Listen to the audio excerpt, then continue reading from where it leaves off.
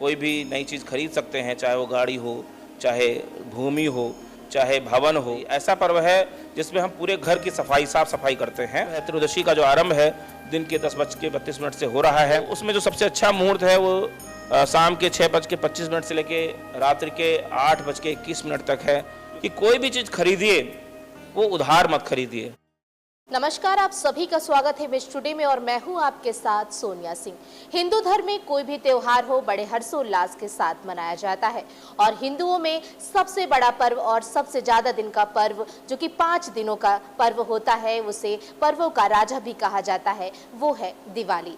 और इस बार दिवाली को लेकर लोगों के मन में बहुत कंफ्यूजन है कि आखिरकार 31 तारीख को मनाएं या फिर 1 तारीख को मनाएं। छोटी दिवाली किस दिन मनाएं और धनतेरस का क्या शुभ मुहूर्त है, दिवाली में पूजा करने का क्या शुभ मुहूर्त है, इसको लेकर लोगों में बहुत कंफ्यूजन है। तो लोगों की कंफ्यूजन को दूर करने के लिए और ज्यादा जानकारी के लिए हमारे साथ मौजूद है लखनऊ विश्वविद्यालय के जाने माने ज्योतिर्विज्ञान के जाने माने प्रोफेसर अनिल पोरवाल जी। तो हम इनसे जानेंगे आखिरकार कि दिवाली का शुभ मुहूर्त क्या है, किस दिन दिवाली को मनाएं और किस तरीके से पूजा आराधना करें। सर, सबसे पहले हमारे चैनल में आपका बहुत बहुत स्वागत है। सर, कैसे हैं आप? पहले बहुत बहुत धन्यवाद। और हम बिल्कुल सकुशल हैं और अपने सारे व्यूवर्स की भी कुशलता के लिए जो है हम ईश्वर से प्रार्थना करते हैं और सभी आनंद से रहें, सभी सुख से रहें। और चूँकि यह जो पर्व है दीपावली, जिसे हम पंचोत्सव के रूप में, जैसा कि अभी आपने कहा कि इसको हम पर्वों का राजा कह सकते हैं, निश्चित रूप से चूँकि इसे पंचोत्सव कहा जाता है कि इसमें 5 उत्सव एक साथ क्रम से आते हैं और इसलिए वो इसको राजा कहना, सभी पर्वों का राजा कहना कोई अतिशयोक्त नहीं है, बिल्कुल उसके लिए सही शब्द का आपने इस्तेमाल किया है।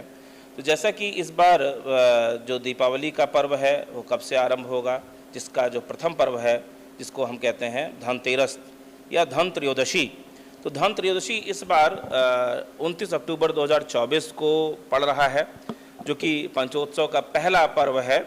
इस पर्व का जो धन त्रयोदशी की जो धनवंतरी, भगवान धनवंतरी की भी जयंती भी मानी जाती है।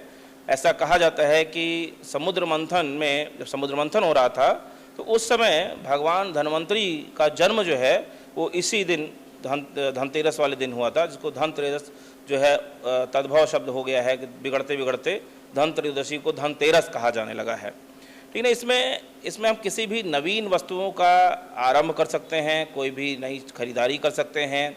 आप जैसा देखते होंगे कि क्या नाम है, जो हमारी लोग हैं, जो इस सनातन परंपरा को मानने वाले लोग हैं, वो धनतेरस के दिन बिना किसी मुहूर्त के विचार के कि कौन सा नक्षत्र है, कौन सा योग है, इसका बिना विचार किए भी हम इसमें कोई भी नई चीज़ का क्रय कर सकते हैं, कोई भी नई चीज़ खरीद सकते हैं, चाहे वो गाड़ी हो, चाहे भूमि हो, चाहे भवन हो, चाहे कोई सोने चांदी से जो बहुमूल्य धातुएं हैं उनसे बनी चीज़ें हों, या बर्तन हो या मिट्टी के बर्तन हो, जिसकी जैसी आर्थिक स्थिति हो उसके अनुसार वह खरीद सकता है। इसमें कोई ऐसी चीज़ नहीं कही गई है कि इसको इसी समय खरीदना चाहिए या यही चीज़ खरीदनी चाहिए। इसमें सभी चीज़ों का खरीदने का विधान है। इसके साथ साथ एक जो मतलब इसमें जो सफाई संबंधित चीज़ें होती हैं, जैसे झाड़ू है या जो सफाई से जो आजकल अन्य जितनी भी चीज़ें हैं वह भी खरीदने का विधान है, क्योंकि ये माना जाता है कि दीपावली चूँकि ऐसा पर्व है जिसमें हम पूरे घर की सफाई, साफ सफाई करते हैं और साफ सफाई करने के साथ साथ उसमें हम पूरे घर को बिल्कुल व्यवस्थित करते हैं और उसमें नई नई चीज़ें लाते हैं और उनको अपने उससे घर को साज सज्जा करते हैं।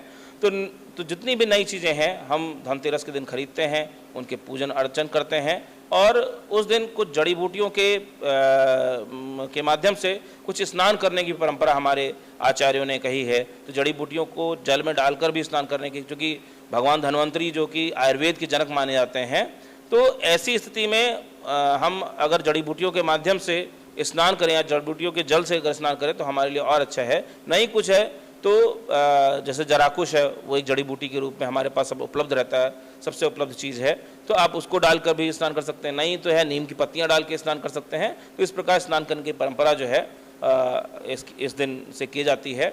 और इस दिन का जो सबसे अच्छा, चूँकि इस बार एक और अच्छी बात है कि इस बार सिद्ध योग, अमृत योग और त्रिपुष्कर योग भी है, इस दिन हो रहा है। तो त्रिपुष्कर योग का मतलब है कि अगर कोई चीज़ एक बार खरीदते हैं तो ऐसी उसी प्रकार की 3 चीज़ें भी आप खरीद सकते हैं या खरीद लेंगे, ऐसी मान्यता है। तो निश्चित रूप से बड़ा उस दिन अच्छा पावन पर्व है। इसका जो आरंभ है, त्रयोदशी का जो आरंभ है, दिन के 10:32 से हो रहा है। तो उसमें जो सबसे अच्छा मुहूर्त है वो शाम के 6:25 से लेके रात्रि के 8:21 तक है, जो कि सबसे अच्छा मुहूर्त है। इसमें एक चीज़ का जरूर ध्यान रखना चाहिए कि कोई भी चीज़ खरीदिए वो उधार मत खरीदिए, और ना ही जो हमारे दुकानदार हैं, जो हमारे जो वस्तुओं को बेचने वाले लोग हैं, ना ही वो उसको उधार के रूप में बेचें या मतलब किसी को दें।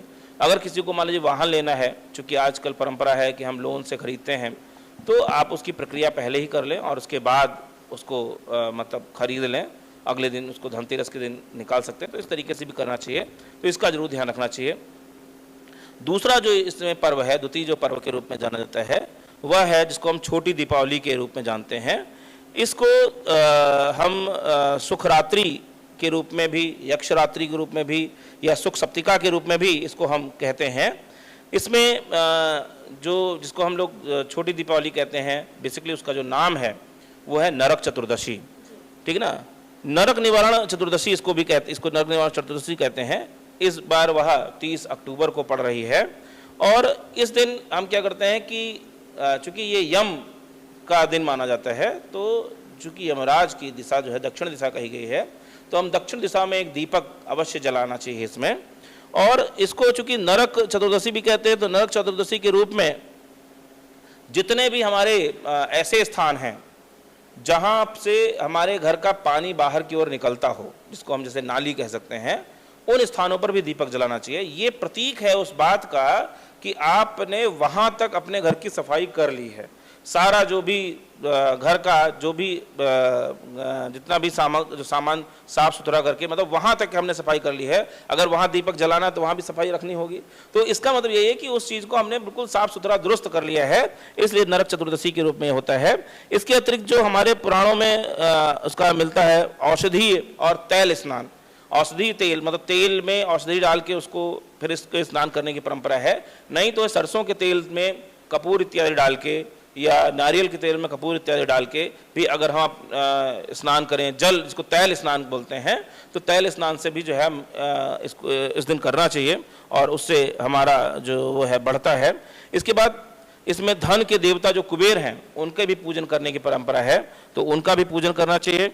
और जो एक सबसे महत्वपूर्ण दिन स्थिति है, उस दिन हस्त नक्षत्र पड़ रहा है। क्योंकि सारे कार्यों को करने का जो माध्यम है वो हस्त ही है, और हस्त नक्षत्र जिसको हम हथिया नक्षत्र भी कहते हैं, तो इसका मतलब यह है कि उस दिन अगर हम कुबेर जी का पूजन करते हैं, या और कहीं कहीं परंपरा है कि माँ काली का भी पूजन उस दिन करते हैं। तो चूंकि चतुर्दशी को माँ काली का वास माना गया है, तो इसलिए माँ काली का भी अर्चन करते हैं, पूजन करते हैं। तो उससे भी जो है हमें बहुत सारे प्रत्यक्ष अप्रत्यक्ष लाभ होते हैं। और क्या नाम है, उनकी अर्चना से जो हमारे जो भी जैसे जैसे घर की में जो धूल इत्यादि है जब हम साफ करते हैं, उसी प्रकार से हमारा जीवन भी तमाम सारे अव्यवस्थाओं से दूर होकर एक व्यवस्थित जीवन शैली को आरंभ हो जाता है। और एक तरीके से नए वर्ष का यहाँ से आरंभ मान सकते हैं, अपने जीवन का नए क्रम से आरंभ मान सकते हैं। तो इस प्रकार से नरक चतुर्दशी भी हमारे लिए बहुत महत्वपूर्ण तिथि है। अब जो बात आती है वो दीपावली पर, जिसको हम दीपोत्सव का पर्व कहते हैं। इस बार बहुत मतभेद हो रहे हैं। कुछ आचार्यगण यह मान रहे हैं कि इसको 31 अक्टूबर को मनाया जाना चाहिए। कुछ आचार्य यह मान रहे हैं कि नहीं 31 अक्टूबर को ना मना के हम 1 नवंबर को मनाएं। तो इसमें चूंकि देखिए दीपावली का जो पर्व है वो कार्तिक कृष्ण अमावस्या को मनाया जाता है, और इस बार जो अमावस्या का जो आरंभ है वो 31 अक्टूबर को दिन के 3:53 पर, मतलब सायंकाल जो दोपहर के बाद का जो समय है, अपराह्न का समय है, उसके 3:53 पर आरंभ हो जाएगा, और 1 नवंबर को मध्याह्न के बाद अपराह्न में ही 3:31 पर समाप्त हो जाएगा। अब चूंकि पंचांगों में मतभेद है, तो कहीं कहीं पर इसमें जो समय है वो सायंकाल तक जा रहा है, सूर्यास्त के बाद तक जा रहा है। तो जिसके कारण से ऐसे आचार्य जिनके पंचांग, चूंकि पंचांगों के निर्माण की जो विधा है वो कई मेथड से हमारे यहाँ की जाती है। बहुत सारे करण के ग्रंथ हैं, ग्रह लाघव से कुछ लोग करते हैं, कुछ लोग करण कुतूहल से करते हैं, कुछ लोग मकरंद सारणी से करते हैं, कुछ लोग सूर्य सिद्धांत के आधार पर करते हैं, कुछ लोग दृक् सिद्धांत के आधार पर करते हैं। तो जिसमें सौर सिद्धांत को सबसे प्रामाणिक आधार माना गया है। तो अगर सौर सिद्धांत के आधार पर ये देखें तो सौर सिद्धांत में जिस दिन हमें प्रदोष काल हो और साथ साथ में अमावस्या के दिन निशीथ काल मतलब रात्रि काल भी मिल जाए, चूंकि 31 तारीख को, चूंकि जैसा कि मैंने बताया लगभग 3:30 बजे के आसपास यह आरंभ हो रहा है, तो ऐसी स्थिति में हमें जो है 31 अक्टूबर को ही दीपावली मनाए जाने की परंपरा करनी चाहिए। अब इसमें जो हमारे आचार्य हैं वो ये कहते हैं कि जो दृक्सिद्ध पंचांग के जो भी अनुयायी हैं, जो भी आचार्य हैं, वह यह मान रहे हैं कि प्रदोष काल तो अगले दिन भी मिल जा रहा है, क्योंकि सूर्यास्त के बाद तक जा रही है, लेकिन वह कहीं ना कहीं सूर्यास्त के कुछ समय के बाद वह समाप्त हो जा रहा है काल। और जैसा कि दीपावली जो पर्व है वो रात्रि का पर्व है, अंधकार को प्रकाश की ओर ले जाने का पर्व है, तो जिस समय हम पूजन पाठ कर रहे होंगे, या तो प्रदोष काल के समय हम कर लें कि शाम को 4 बजे के आसपास, 4 से 6 के बीच में, चूंकि 5:30 बजे के आसपास सूर्यास्त हो जाएगा, तो उसके पहले पहले कर लें। अन्यथा जो है अगर आप उसके बाद कर रहे हैं तो अब तो आप प्रतिपदा में कर रहे हैं, और प्रतिपदा में जिसको हम लोग सामान्य रूप से कहते हैं, जिसको हम जमघट का दिन मानते हैं, और जमघट के दिन में अगर आप पूजा करेंगे तो उसका फल तो आप जान सकते हैं क्या होगा, क्योंकि ये तो व्यवहार में है।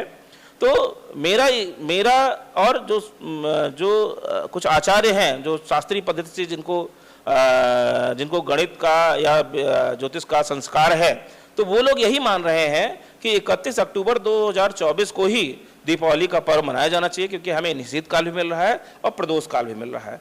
तो अगर 2 चीजें हमें मिल रही हैं तो हमें दीपावली का जो पर्व है वो 31 अक्टूबर को मनाया जाना ही ज़्यादा सुसंगत प्रतीत होता है। बाकी आप लोग मुझे लगता है कि जैसे बहुत सारी चीज़ें हमारे लोकाचार में चीज़ें चलती हैं कि कुछ पर्व, जैसे आप दिन में तो कभी दीपावली का पर्व मनाए जाने की परंपरा नहीं रही है कि हम दिवस काल में कर लें। जैसे होली को रात्रि में नहीं मनाया जाता, वैसे दीपावली को दिन में नहीं मनाया जाता।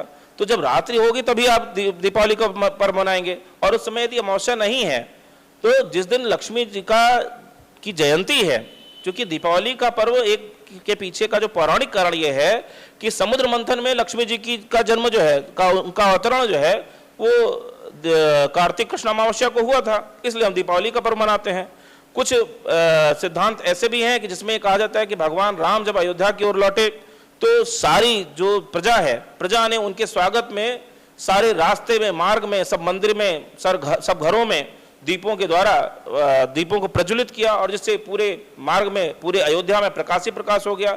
तो वो भी एक कारण है। तो ऐसे कई आधार मिलते हैं को इसको मनाया जाए, चूंकि यह प्रकाश वर्ष है।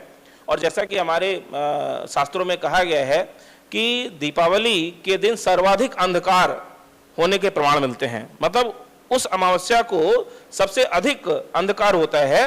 तो परंपरा के रूप में हमारे सनातन संस्कृति में ये कहा गया है कि यदि हम उस दिन दीप का प्रज्वलन कर दें तो मान लीजिए कोई उस मार्ग से आ जा रहा हो तो वह भी उसके लिए सुगम हो जाएगा।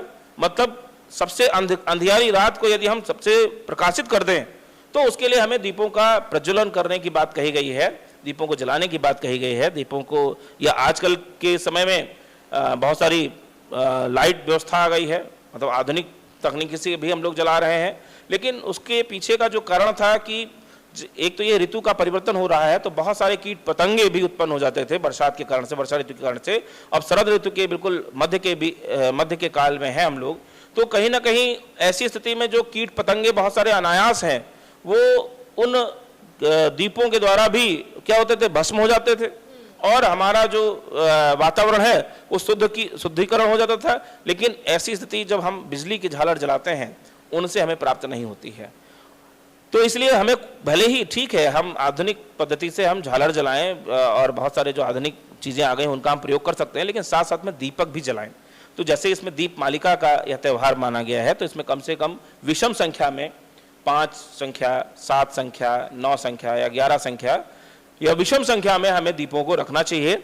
और अपने घर के जितने भी दरवाजे हैं, दरवाजे पर हमें दीपों को रखना चाहिए, ताकि ऐसा ये माना जाता है कि यदि हम अपने दरवाजों पर प्रकाश करते हैं तो निश्चित रूप से माँ लक्ष्मी जो है हमारे घर में वास करती हैं। तो इस प्रकार से चूंकि माँ लक्ष्मी के अवतरण को मनाने की परंपरा इसीलिए हम गणेश और लक्ष्मी जी का पूजन करते हैं उस दिन षोडशोपचार से, पंचोपचार से, जिस विधि से आप करते हो, जिस विधि से आपके संस्कार हो, उस विधि से आप उनका पूजन करें, पाठ करें। और इसमें नवान्न भोजन जो है हमें चढ़ाने की परंपरा रही है। नवान्न भोजन का मतलब ये है कि नए अनाज का प्रसाद हम करते हैं। जैसे कि आप देखते हो कि इसमें चूरा है, लाई है, या और जितने भी जो चावल से बनी हुई चीज़ें हैं, उन सब का हम को प्रसाद रूप में चढ़ाते हैं। चूँकि यह एक तरीके से अगर हम देखें तो आर्थिक रूप से हम इस समय जो हमारे किसान हैं वो धान की फसल को काटते हैं और उनसे चावल को उत्पन्न करते हैं, और नए चावल, नए धान से जो हमारा चूरा बनता है या चावल बनता है, उसी का उपयोग हम इसमें करते हैं। तो कहीं ना कहीं हम उस अनाज का पूजन कर रहे हैं, उस अनाज का स्वागत कर रहे हैं, ताकि जो और जो लाई है, आप देखते हैं लाई कैसे जब बनती, थोड़े से चावल डाल के पूरा भर जाता है। उसी प्रकार से वो प्रतीकात्मक है, सिंबोलॉजी है। अगर देखा जाए तो थोड़ा सा जैसे आप ईश्वर की आराधना करते हैं तो आपके भाव में अगर हैं तो थोड़ा भी आपका कर्मकांड होगा तो उससे माँ लक्ष्मी प्रसन्न होंगी, भगवान कुबेर प्रसन्न होंगे, भगवान गणपति प्रसन्न होंगे और आपके घर में वास करेंगे, जिससे आपके घर में रिद्धि और सिद्धि का वास होगा और आप बहुत अनंत आनंद की स्थिति में रहेंगे। तो इस प्रकार से हमें दीपावली के पर्व को मनाए जाने की परंपरा रही है। इसको हम लोग कमला जयंती के नाम से भी जानते हैं, क्योंकि माँ लक्ष्मी का ही नाम कमला है, तो इसलिए कमला जयंती के नाम से जानते हैं। इसमें वृषभ लग्न सबसे महत्वपूर्ण है। जो 31 अक्टूबर को वृषभ लग्न मिल रही है, 18:13 से, मतलब 6:13 से रात के 8:03 तक वृषभ लग्न है।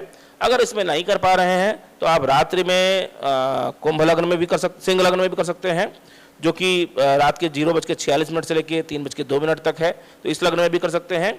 तो इसलिए यह बात ज़्यादा महत्वपूर्ण है कि हमें निशीथ काल और प्रदोष काल, और वैसे भी प्रतिपदा विद्ध अगर अमावस्या है उसमें शास्त्रों में उसका प्रवचन नहीं मिलता है। तो खैर सब आचार्यों के अपने अपने मत हैं, लेकिन जो हम जिस परंपरा से बिलोंग करते हैं, हम जिस परंपरा का अनुसरण करते हैं, तो उस परंपरा में 31 अक्टूबर को ही मनाए जाने की बात कही जा रही है और हम भी उसी पक्ष का समर्थन करते हैं और उसी बात पर रहने का प्रयास करते हैं। बिल्कुल, तो आपने लोगों का कंफ्यूजन कहीं ना कहीं दूर कर दिया और शुभ मुहूर्त के बारे में भी बता दिया है सर।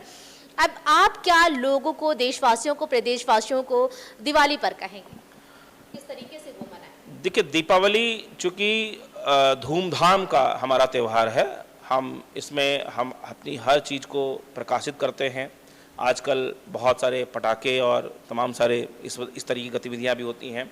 तो निश्चित रूप से आप अपने परिवार के साथ बहुत ही सुरक्षा के साथ ईश्वर की आराधना करें, उनका मनन करें, चिंतन करें।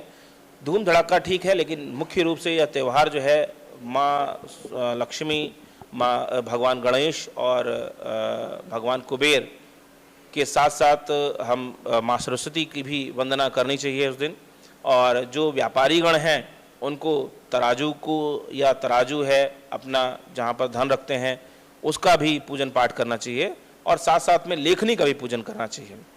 तो इन सब चीज़ों का पूजन करने से क्या है, जो मतलब जो लिखने पढ़ने का काम करते हैं वो लेखनी का पूजन करें।